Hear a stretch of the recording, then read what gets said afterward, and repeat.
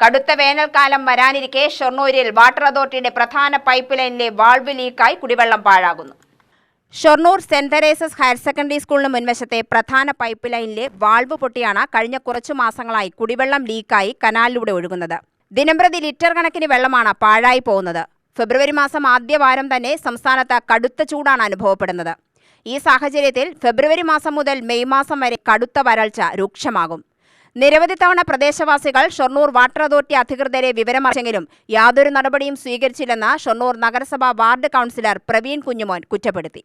Shoranur Saint Teresa's convent മുന്നിലുള്ള water അതോറിറ്റിയുടെ valve തകരാറിലായിട്ട് ആഴ്ചകളായി വാട്ടർ അതോറിറ്റി അധികൃതർ യാതൊരുവിധ നടപടിയും ഇതുവരെ എടുത്തിട്ടില്ല. പലതവണ അല്ലെങ്കിൽ ഉദ്യോഗസ്ഥരൊക്കെ കണ്ടിട്ടുണ്ട് അവിടുത്തെ, പക്ഷേ യാതൊരുവിധ നടപടിയും ഇതുവരെ അവരുടെ ഭാഗത്തുണ്ടായിട്ടില്ല. ഇനി വരാൻ പോകുന്നത് രൂക്ഷമായ ചിലപ്പോൾ വെള്ളത്തിന് ബുദ്ധിമുട്ടുള്ള അവസ്ഥയിലേക്ക് പോകണം. ഒരു തുള്ളി പോലും സൂക്ഷിക്കുക എന്ന് പറയുന്ന അധികൃതർ ലിറ്റർ കണക്കിന് വെള്ളമാണ് ഇവിടെ ദിവസം പോയിക്കൊണ്ടിരിക്കുന്നത്.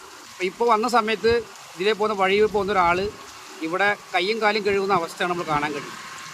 അപ്പോൾ ഇതൊക്കെ കണ്ടില്ലെന്ന് നടിക്കുന്ന വാട്ടർ അതോറിറ്റി അധികൃതരെ ശക്തമായ നടപടികൾ, സമര പരിപാടികൾ ജനപ്രതിനിധിയായി ഞങ്ങളുടെ ഭാഗത്തുനിന്നുണ്ടാവുന്നുവെന്ന് ഞാൻ അഭിപ്രായപ്പെടുകയാണ്.